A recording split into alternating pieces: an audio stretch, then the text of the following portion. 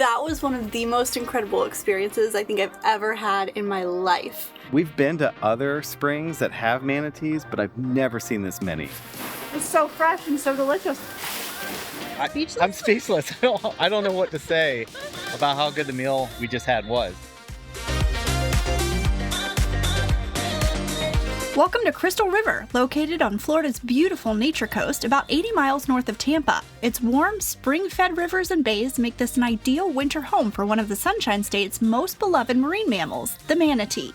In this episode, we'll show you where to stay, where to eat, and of course, the best way to see these gentle giants both from above and below the surface. Good morning from the manatee capital of the world. It was a very chilly morning here in Crystal River, Florida, and while we may not like the cold, there is one thing that the cold is very good for, and that is manatee viewing. So we are getting ready to head over to Three Sister Springs to hopefully see hundreds of manatees. There are 3 spring vents here on the property, and during the winter, the warm water attracts manatees. It's a pretty major draw for folks here in the area during the winter when the weather's cold and manatees come in. Our volunteers do a daily count, and when the weather's really cold, we get 200-300 manatees, maybe even more. And some days, if you look at the board out there, it says too many to count. Not only do we have the Three Sisters Springs, but we also have a main spring over at King Spring, and there are other springs that attract manatees as well. So this really is the manatee capital of the world, as they claim, right? Yeah, it is. It is. Howard, what do you think so far? I think it's awesome. Caitlin has been here before. This is my first manatee experience here. We've been to other springs that have manatees, but I've never seen this many. This is probably as close as you can possibly get on land to manatees in a spring. So there are 57 acres on this property, and the refuge altogether is 139 acres. And the reason U.S. Fish and Wildlife is here, and the reason there's a refuge, is because in 1983, they established Crystal River National Wildlife Refuge specifically for the protection of the endangered Florida manatee. It is now a threatened species, but they're looking at reevaluating its status and bringing it back up to endangered. So because we're a manatee attractant and the animals come in, if you have animals that are banged up or, if they're in some sort of distress, they come here to get in the warm water, and of course the water is so clear you can see these animals, and so we usually have quite a few rescues generally at the start of the season. And once a decision is made to rescue a manatee, you evaluate the circumstances and what type of a capture it's going to be, and you make sure that you've got everything you need to do that. These are very specialized boats, and the rescued manatee will be on the open stern of the boat, and it'll be there until they can come to a ramp, and then the manatee will be offloaded. If it's a land-based set, we'll have a stretcher here on the ground kind of thing as well. But after that, the animals are loaded up into some people call them marine mammal ambulances, but they're really transport trucks. And there's 3 rehab centers in the state of Florida, especially during the winter when it's cold. If the animals have been outside of the spring area, if they've been out in the cold water for a long time, you'll see sort of white on their muzzle or maybe white on the tips of their flippers or even around the edges of their tail, and sort of the sign of starting cold stress, if you will. You want to try to grab one of those animals pretty quickly if you see that sort of thing. The other danger to manatees is humans. Nearly 96% of manatee are struck by a boat in their lifetime, and 25% of those are struck 10 or more times. Wow. Well, Three Sister Springs is a must-do when you're in Crystal River. Not only getting to see the manatees, but also to meet the people who work so hard to protect and care for them. Yeah, just like we love going to ranger programs at the national parks, they have several programs that they offer here at Three Sister Springs. So make sure you check the little signboard by the boardwalk and see what's going on during your visit. So we got to participate in a manatee talk and learn so much about manatees, like the fact that they carry their young for 13 months, and they have a lot of similarities between elephants and manatees. And then we got to actually see some castings of bones and some jaws and just have a deeper understanding and appreciation for these beautiful sea creatures. And I can't say enough about all the boardwalks and the access.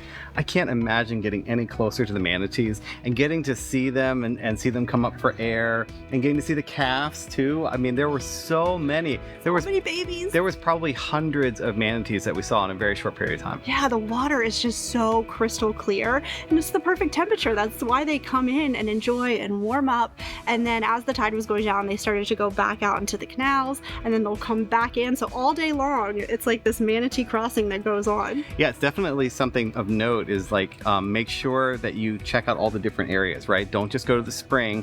Also check out the area where they come in and out from the canal. That was like a little busy little freeway. They were coming and going. So if you want to get close-up shots, if you just want to observe manatees in a natural environment, this is the perfect spot. When I was little, manatees were one of my favorite animals, and now I think I know why. They're a lot like me. They don't like the cold, and they're constantly eating. Ha! I know. I was like, maybe I'm just a manatee in human form. Like, Maybe. I just want to be warm and be with my family, eat my food, and that's all I need in life. I do really appreciate, like, there's like a family or community aspect to manatee life. Yeah. You know, they all hang out together. They communicate with each other. It's really cool. Yeah, I just love them. They're so cute. Caitlin, do you smell it? The food. No, it's that new RV resort smell. I know, I didn't know what Fresh, you were going for. delicious. Because there is a food truck here. That too. That's also delicious. But yes, this RV resort is one of the nicest that we have ever stayed at. It is brand new. Part of it is still under construction. The amenities are incredible. There are so many machines. I love this. Okay, I've officially seen it all. Usually you see signs saying you cannot wash any pet bedding, and here they actually have designated washers and dryers so that you can wash your pet bedding. I think all of us who travel with our furry family members are very excited about this. The interiors, the design, the pool is spectacular. This is definitely a must visit. And right now, with the pricing, this is a very, very attractive price for And an RV park. we're like, what, 2 miles to town? 5-minute drive, and minutes. you're in town near all the attractions of the river. Like, this is excellent. We went to the hot tub last night. That was nice. They have a workout room that I just came from. They have food trucks. Like, it's awesome. They're about to open a full bar. They're gonna have quick serve, like grab and go stuff. They really are doing it right here, and we've loved staying here. Like, it's awesome. Well, you know how much we love seafood, and I love fresh seafood. And what's fresher than being on the dock? And folks, right behind us is the crab plant. This is a legendary spot here in Crystal River. My family has been doing stone crabs since 1968. My son is out on our boat now. He's third generation. His daughter is 4, and she already has her crabby boots. She's gonna be a crabber. She tells everybody that her buoy color is gonna be pink, because you have to have colors for your buoys and your numbers, and that her papa and her daddy are gonna work on the back of her boat, and she's gonna drive and tell us what to do. I like her She's got it all figured out. That's amazing. That's awesome. So how did the Crab Plant restaurant come to be? This actually was a crab plant where they picked the blue crab meat and canned it and pasteurized it and shipped it all over the world. Oh, wow. Is what this was in the 60s and the 70s. So we were still processing our stone crabs, our grouper, our mullet, and all that stuff here. And I was crabbing 5-6 days a week. My wife was running a retail market, and we're trying to get started. So we have 8 children, so we still had 3 or 4 that we were having to haul to school. And so we didn't open the market till 10 o'clock because she had to have time to drop the kids off and then get here. On the days that I would crab and then come in and would have to process our crabs and get them ready for shipping, we need something to eat. So a lot of nights we would just have an electric skillet and we're cooking like a piece of grouper or a crab or something. And people would come in, oh my God, what's that smell? And then you just grab a plastic fork, break off a piece and hand it to them and they're like, when are you opening a restaurant? So it really is like boat to fillet table, to the kitchen or the retail market, and then out to this table. That's about as fresh as you can get. We're the only place around that I know of that has boats actually bringing in the fish and full-time employees doing nothing but processing the fish, getting them ready to be cooked. And no surprise, one of the crab plant's specialties is stone crab. If you happen to visit Crystal River between October and May, you're in luck because it's stone crab season. And just like Crystal River is the manatee capital of the world, we're dubbing the crab plant the unofficial stone crab capital. So when the boats come in, the claws come in green or uncooked. By state law, we have to cook them before we can sell them. So they have to be processed. We bring them in and we get them lined up. So we rinse them in one pot and then we put them in another pot and we cook about 200 pounds at a time.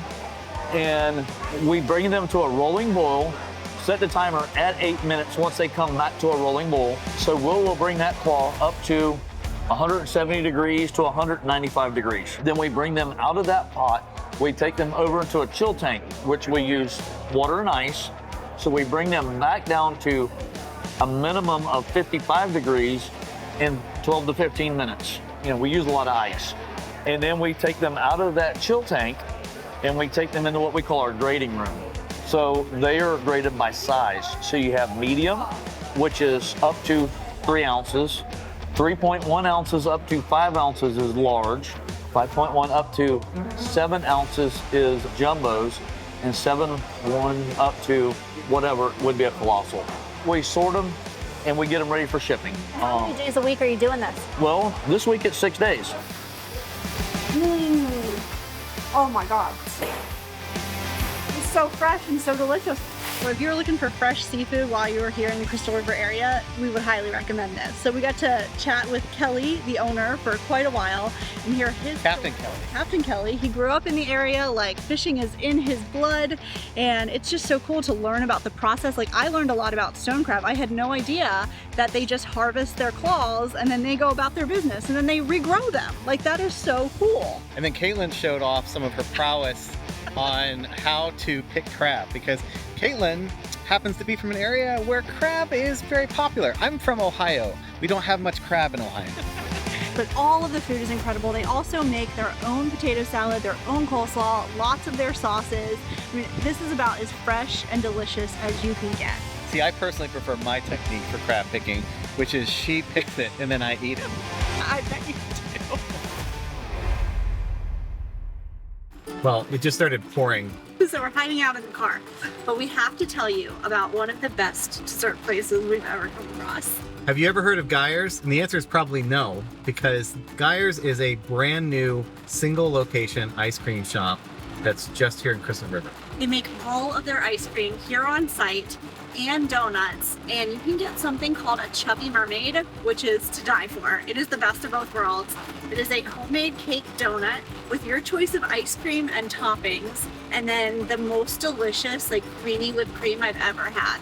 Tom and Cheryl Geyer have dreamed of opening a donut shop for nearly 20 years after a visit to Duck Donuts in North Carolina. After searching for the perfect location, the couple, originally from Ohio, visited Crystal River and fell in love. They knew this would be the perfect spot to open up their ice cream and donut shop. In addition to over 20 homemade ice cream flavors, they also offer sugar-free and dairy-free options, as well as donuts with the most delicious topping combos. The donuts and the ice cream are made on site every single day. In fact, we watched the donuts being made, so you know they're fresh. And he actually took us back to the back kitchen where we saw the ice cream machine and the gigantic freezer that has pounds and pounds and pounds of ice cream that he has made in-house. This is my kind of place, like, oh my gosh. And I asked him, like, how did you learn how to make ice cream? Tom is like, you know, it was just a lot of watching videos and trial and error, and they have perfected it. Like, it's so creamy and so rich and so delicious. He just perfected his peanut butter recipe, which I love peanut butter, and the peanut butter ice cream was so good. We got to sample the key lime pie ice cream. Oh my gosh, they have awesome flavors. Like, this is a must-do here in Crystal River. So go get your seafood at the crab plant and then come here to Geyer's Ice Cream. Tell them we sent ya. Get your chubby mermaid. I've traded RV life for hotel life for a night. I just said goodbye to Howard, who is staying in the RV with the dogs. And that's because my best friend is coming to town tonight, and we are getting out like 5 o'clock in the morning to go snorkel with the manatees. So we're staying at the Paddletail Lodge overnight for a little girls' night. It is right on the water, and they have recently renovated the rooms. They're super cute. And then we're within walking distance to Birds Underwater, which is the tour company that we're going out with bright and early tomorrow. It is supposed to be raining, so I'm hoping that the water is still clear enough to be able to see all the manatees, but this has been on my bucket list for so long, and I'm so excited to finally be checking it off.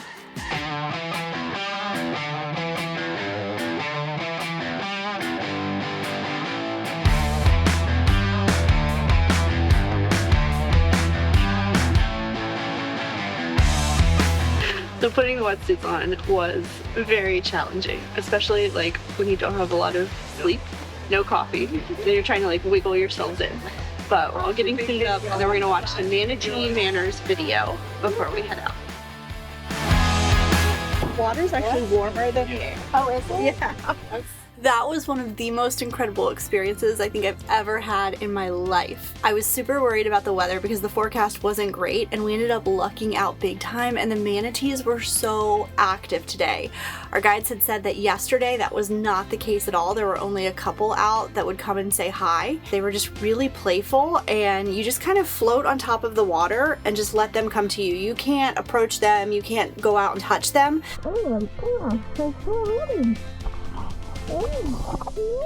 It's just so neat to see them in their natural habitat, and we got to watch babies and moms, and there was even a pod that were mating and doing this like wild dance underwater, and it was just incredible. And I will say that Birds Underwater, that's the company that we opted to go with, they were top notch. They have incredible reviews. It shows, like, you can tell why. So we had Captain Eves, and our guide in the water was Joe, and they were both so knowledgeable and so passionate.